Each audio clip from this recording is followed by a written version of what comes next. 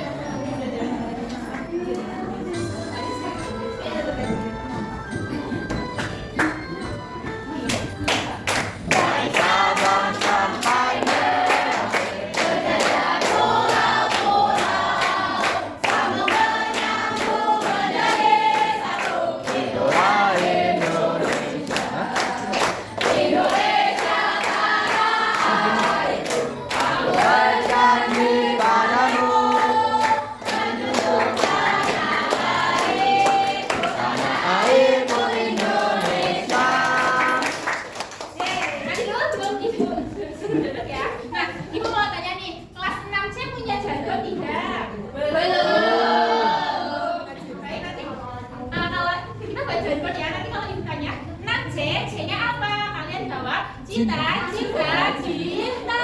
Oke. Kita semangat ya. Nah, C-nya apa? Cinta, cinta, cinta. Semangat kembali, balik kembali. Makasih. Di kelas yang penuh cinta ini, hari ini kita akan belajar materi tentang pemanfaatan kondisi geografis demi optimalisasi potensi. Nah, pembelajaran kali ini diharapkan nanti setelah Ibu memberikan video pembelajaran, kalian itu dapat mengaitkan letak geografis atau kondisi geografis dengan potensinya. Selanjutnya nanti akan ada sesi diskusi yang berkelompok ya anak-anak. Jadi setelah kalian mengerjakan LKPD secara berkelompok, kalian itu dapat mengkualifikasi potensi sumber daya alam sesuai dengan kondisi geografisnya. Lalu yang terakhir, nanti setelah kalian mengerjakan LKPD, dari LKPD tersebut kalian akan membuat poster. Nah, dari poster tersebut, Ibu harap kalian itu dapat mencari atau memanfaatkan potensi alam di sekitar tempat tinggal kalian. Nah, di sini Ibu punya gambar. Ada 3 gambar. Di sini ada gambar apa? Pantai. Di sini ada angin atau turbin angin. Selanjutnya ini ada singanya. Singa mancur. Air mancur. Singa. Ada singa biru. Nah, kalau di gambar pertama ini ada pantai. Kalau di gambar pantai ini ada apa ya? Ada air. Dari situ ada nelayan yang sedang mencari ikan. Kita geser ke sebelah di sana. Ini tuh dinamakan turbin angin. Siapa yang tahu turbin angin itu untuk apa? Listrik. Itu pembangkit angin tenaga listrik. Kalau ini bisa berbeda dari yang lain. Gambarnya apa ya? Ada apa?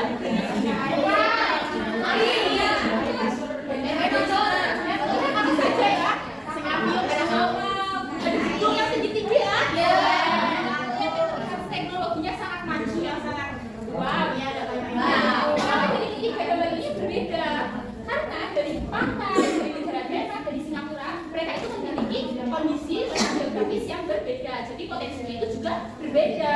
Nah, apa sih itu kondisi geografis? Kalian sudah tahu? Belum. Baik, kita coba mencari tahu. Nah, kondisi geografis itu adalah keadaan dalam suatu wilayah yang meliputi letaknya, iklimnya, bentuk permukaan buminya, dan juga sumber daya alamnya. Contohnya seperti apa? Contohnya kita ambil yang ada di sekitar kita, yang daratan tinggi. Nah, daratan tinggi yang kondisi geografis wilayah yang daratan tinggi, nah mereka itu mempunyai potensi wilayahnya itu di pertanian sayur. Jadi biasanya ya seperti kol, kita wortel, teh, seperti itu. Kentang ya betul.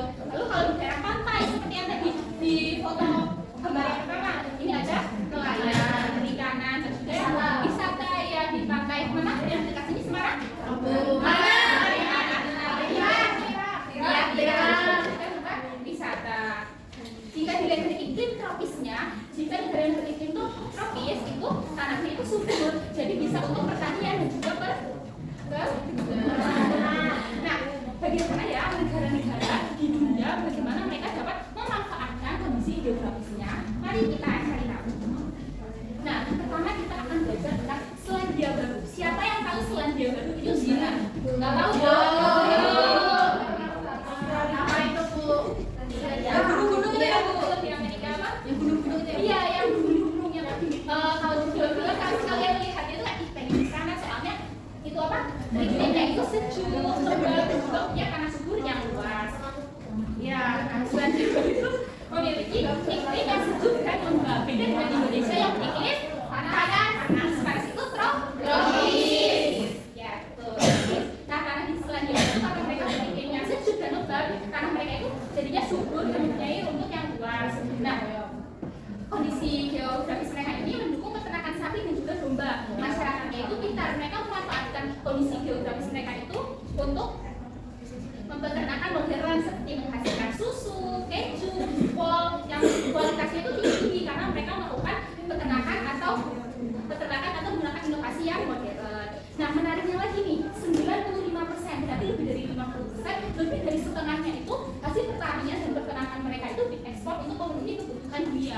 Berarti kan luar biasa ya. Jadi kan kualitas peternakan mereka itu tidak main-main. Negara-negara yang di sekitar mereka itu percaya dengan kualitas yang mereka hasilkan. Selanjutnya ada Singapura. Jadi Singapura itu memiliki wilayah yang kecil. Jika dibandingkan dengan Indonesia lebih besar berkali lipat ya, dan hampir di Singapura itu tidak memiliki sumber daya alam. Namun letak Singapura itu memiliki letak yang strategis, yaitu di jalur perdagangan internasional. Mereka itu memanfaatkannya dengan baik dan juga dengan cerdas, dengan bijak. Nah, negara ini itu mengembangkan sektor perdagangan, pelabuhan, dan juga teknologi. Dan di sini siapa sih yang tidak tahu bandara Singapura? Kalian tahu kan? Tahu. Iya, di dalam bandara ada air terjun, ada taman dan sebagainya. Itu kan satu teknologi yang luar biasa.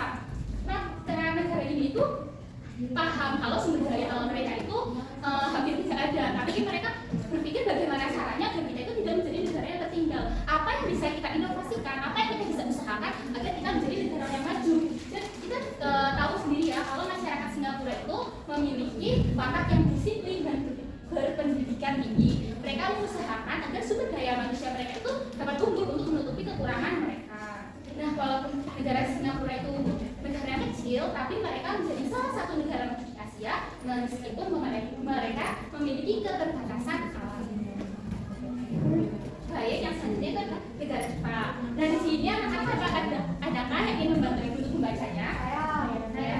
Gimana?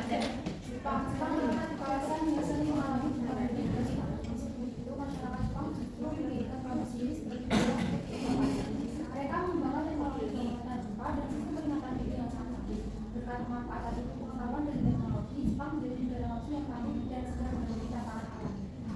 Baik, terima kasih Mbak Linda sudah membantu ibu untuk membaca tentang negara Jepang. Nah, Jepang itu terkenal dengan negara yang sering terjadi gempa bumi dan tsunami. Di sini anak-anak, apakah Anda tahu alasannya itu kenapa? Pertemuan. Ya, pengen apa ya kalau kalian tahu namanya? Kayak Eurasia. Kurang tepat. Alias. Ya, karena Jepang itu melalui jalur cincin api. Iya, Jepang itu sering terjadi gempa dan tsunami karena mereka itu berada di jalur cincin api Pasifik. Nah, sebenarnya Indonesia juga iya ya. Sebenarnya Indonesia juga ada juga di cincin api Pasifik. Tapi Jepang ini bisa melihat meskipun begitu masyarakat Jepang itu menjadikan kondisi ini, tantangan ini itu sebagai peluang untuk berinovasi, untuk mereka bereksperimen sendiri tentang negaranya. Nah, mereka itu mengembangkan teknologi bangunan tahan gempa. Jadi kalau di Jepang ada gempa nih, kalian ada di dalam gedung, nah gedung itu tidak akan rasa bergoyang-goyang karena di sana itu sudah ada teknologinya. Itu kapan di Indonesia dibangun, Bu? Nah, Ibu harap anak-anak Ibu semua yang di sini akan menjadi pencetus inovasi itu di Indonesia. Nanti kalau sudah jadi jangan lupa sama Ibu.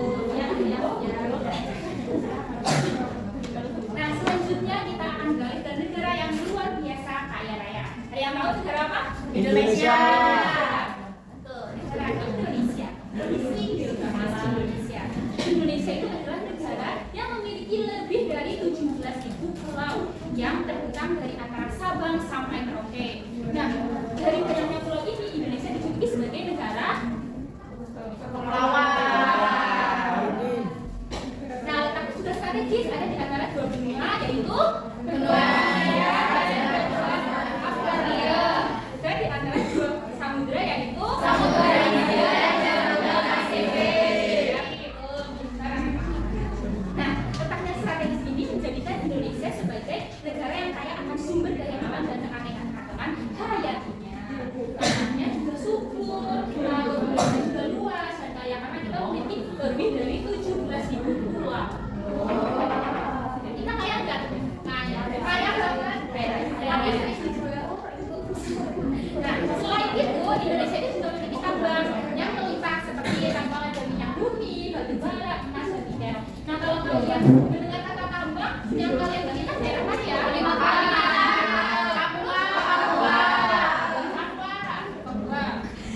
Nah, mari kita lihat selanjutnya itu ada contoh-contoh pemanfaatan kondisi geografis Indonesia. Nah, yang pertama ada wilayah Kalimantan. Nah, potensi yang dimiliki oleh wilayah Kalimantan itu adalah hutannya luas. Nah, Kalimantan itu memiliki hutan yang sangat luas. Nah, hutan yang luas ini dimanfaatkan oleh masyarakat sekitar untuk menanam kayu. Nah, jadi mereka itu punya kayu yang memiliki nilai ekonomi yang tinggi. Mereka juga membuka ekowisata. Kalian tahu ekowisata itu apa? Wisata alam, ya, wisata alam, ya, yang ada di alam. Nah, ekowisata itu tempat wisata yang tetap terjaga kelestariannya. Lalu ada Jawa, potensinya tanahnya subur. Kenapa bisa tanahnya subur? Karena di Jawa itu terdapat banyak gunung berapi ya anak-anak. Gunung berapi yang paling dekat dari Semarang. Nah, berkat banyaknya gunung berapi yang di daerah Jawa itu membuat wilayah Jawa itu tanahnya itu subur karena kaya akan sumber daya. Lalu selanjutnya itu Bali. Siapa sih yang di sini udah tahu Bali? Tahu. Nah, mereka itu memiliki potensi yaitu alam dan budayanya. Di sana pasti yang terkenal itu apa ya? Pantai Karyanya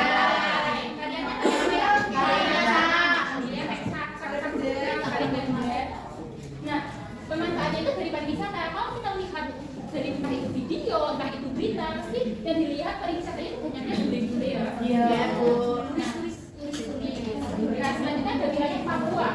Tadi yang disebutkan anak-anak kalau mereka itu potensinya itu dari tambang yang ada nikel dan batu bara. Lalu kalau di Semarang ada apa? Kalau dilihat dari kondisi geografisnya,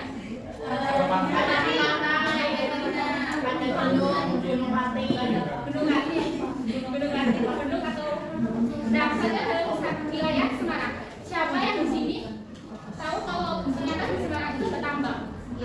Iya, ada ya. Tapi tambangnya itu tambang non logam. Maksudnya tambang non logam itu apa? Jadi tambang kalau ada pasir, ada batu kapil, ada itu tanahnya. Dan biasanya itu dimanfaatkan untuk keperluan konstruksi seperti bangunan dan pembangunan jalan. Nah, selanjutnya ini ibu ada video. Dari video ini, harap anak-anak dapat melihatnya secara seksama. Sejauh mana Indonesia telah memanfaatkan potensi geografis? Indonesia memiliki kekayaan geografis yang luar biasa dengan garis pantai termasuk di dunia, tanah subur, hutan tropis, serta sumber daya alam yang melimpah. Namun potensi ini belum sempurna dimanfaatkan secara optimal. Beberapa upaya pemanfaatan yang dapat dilakukan antara lain: 1. Pertanian dan perkebunan. Indonesia adalah penghasil utama komoditas seperti kelapa sawit, kopi, dan karet. Namun, pengelolaan yang lebih baik dapat meningkatkan produktivitas dan keberlanjutan sektor ini. Pariwisata. Indonesia memiliki destinasi wisata alam yang terkenal seperti Bali, Raja Ampat, dan Borobudur. Sektor pariwisata menyumbang devisa yang signifikan, tetapi potensi wilayah lain seperti Kalimantan dan Sulawesi masih bisa lebih dikembangkan. Yang ketiga, perikanan. Sebagai negara kepulauan, Indonesia memiliki potensi perikanan yang besar. Namun, pengelolaan perikanan yang berkelanjutan dan pencegahan penangkapan ikan ilegal masih menjadi tantangan. Udang dan tuna adalah produk perikanan Indonesia yang paling banyak diekspor. Secara keseluruhan, Indonesia masih memiliki peluang untuk mengoptimalkan potensi geografisnya, baik di sektor agrikultur, energi, maupun wisata, demi meningkatkan kesejahteraan masyarakat dan kemajuan ekonomi negara. Dengan pemanfaatan yang tepat, kondisi geografis negara dapat menjadi aset berharga untuk kemajuan perekonomian dan meningkatkan kesejahteraan rakyat. Nah, dari yang tadi Ibu sampaikan, tadi isi videonya tentang apa ya? Potensi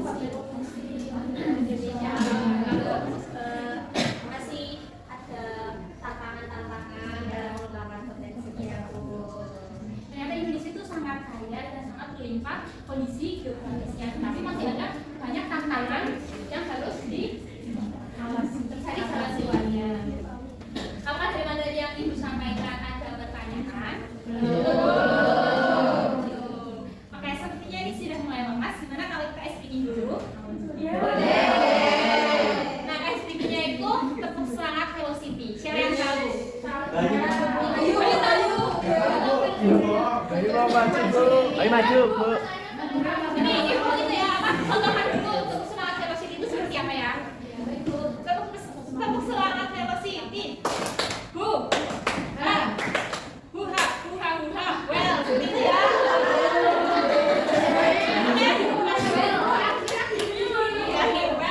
Oke, bareng-bareng ya. Tepuk semangat velocity.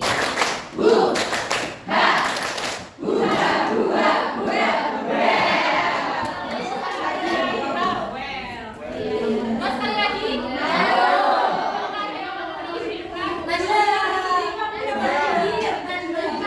Lima yang maju lima. Ayo. Ayo, dipimpin teman-teman.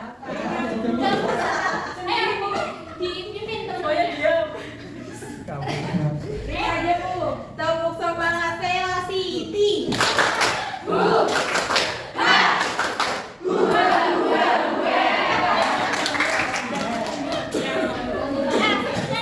Sudah well kembali ya, sudah mulai kembali. Nah, saya menurut saya gimana Cinta? Kalau saya sudah nah, karena sudah mulai kembali, ini mulai ada LKPD. Nah, LKPD ini dikerjakan secara berkelompok.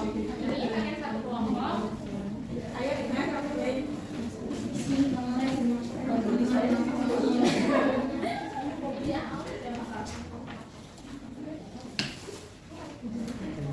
Nah, kelompok kalian ibu bebaskan untuk membuat nama kelompok sendiri. Jadi kelompoknya bukan kelompok 1, 2, 3, dan sebagainya, tapi buat nama kelompok sendiri.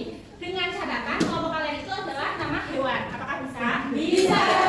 Dan dari nama hewan itu nanti kalian membuat jargon. Contohnya kelompok kucing. Nanti ibu tanya kalau membuat gini ya. Kelompok kucing jargonnya apa? Mungkin gitu ya. Nah, di sini ada LKPD. Suara ular. Kayak ini ada LKPD. Nanti kalian tulis nama anggota, nama kelompok kalian apa, anggotanya siapa saja.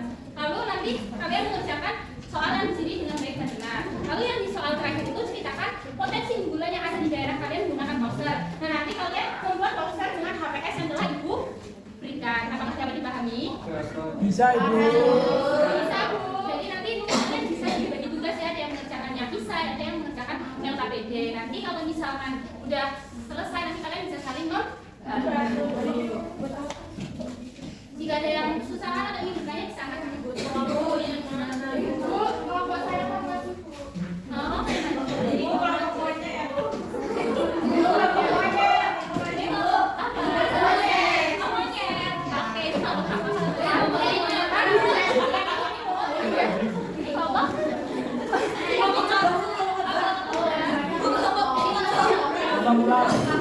Ini kalau apa?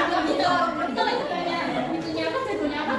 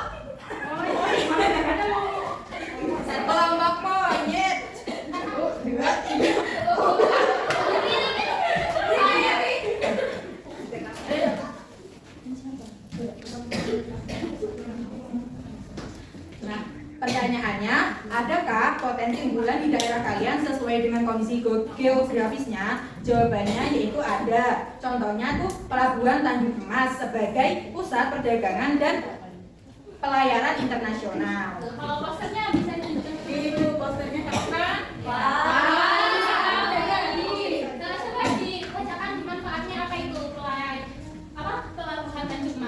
Pelabuhan Tanjung Emas memiliki fungsi dan potensi sebagai berikut. Di antaranya yang pertama itu yang sudah dibilang oleh Kakak Ima dari kelompok monyet itu sebagai pusat perdagangan dan pelayaran internasional. Yang kedua itu mendukung pertumbuhan ekonomi kota Semarang. Nah, yang ketiga itu menjadi tempat kegiatan ekspor dan impor barang ibu. Oke, karena kelompok monyet sudah berani masuk ke depan, dikasih apa ya? Dikasih W, kasih O, kasih W.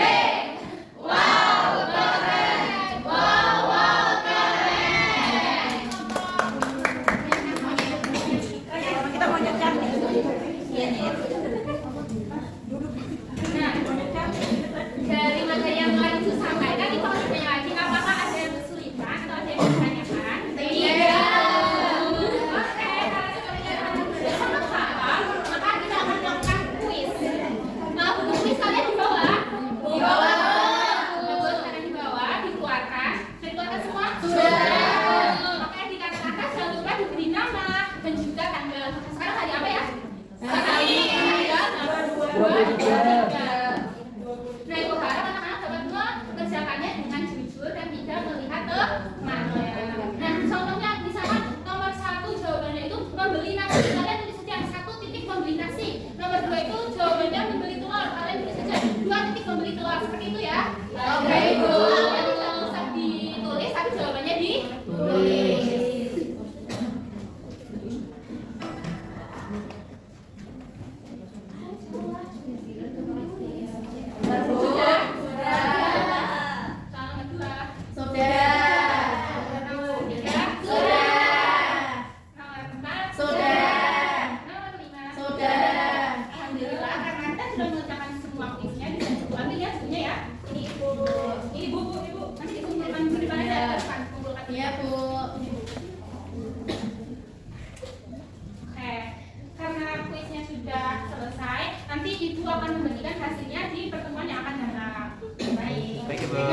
Jadi pembelajaran hari ini apa saja yang anak-anak telah dapatkan? Kita jadi tahu pemanfaatan kondisi geografis karena ada itu namanya sal di dataran tinggi, ada potensinya ke depannya, terus ke bawah ada pabrik-pabrik, terus tadi ada tambang juga. Iya, betul. Lalu apakah ada yang punya pengetahuan baru lain? Saya ini yang satu, ini di depan sama belakang. Saya punya Tadi dijelaskan tentang banyak di negara-negara lain kayak Denmark, Singapura, kekayaan-kekayaan daerah negara lain dan pastinya kekayaan Indonesia, Bu. Jadi kita tahu ya kalau ternyata Indonesia itu kayaknya luar biasa. Nah, dari sini, dari Indonesia. Tadi kan ada negara-negara seperti Selandia Baru, Jepang, Indonesia maupun Singapura. Nah, di sini saya mengambil dari negara Selandia Baru. Dari negara Selandia Baru, kita belajar bahwa dengan memanfaatkan alam secara bijak dan menggunakan teknologi, suatu negara bisa menjadi maju dan makmur. Nah, jadi dari materi yang Ibu berikan, kita itu harus bisa membuka otak bagaimana kita dapat memberikan inovasi baru untuk negara kita. Jangan mau kalah kita dengan Singapura yang sumber daya alamnya terbatas tapi kita melimpah tapi kita tidak bisa menyaingi Singapura. Kita harus belajar mencari inovasi baru agar tidak kalah dengan negara-negara maju lainnya. Baik, sudah cukup pembelajaran pada hari ini. Bisa tolong ketua kelas membantu? Bisa, Bu. Kita dulu siap berdoa dimulai. Alhamdulillahirabbil alamin. Amin. Jadi kelas selesai pembelajaran hari ini, pulang langsung pulang, jangan main keluyuran. Kalau mau main, izin dulu ke orang tua.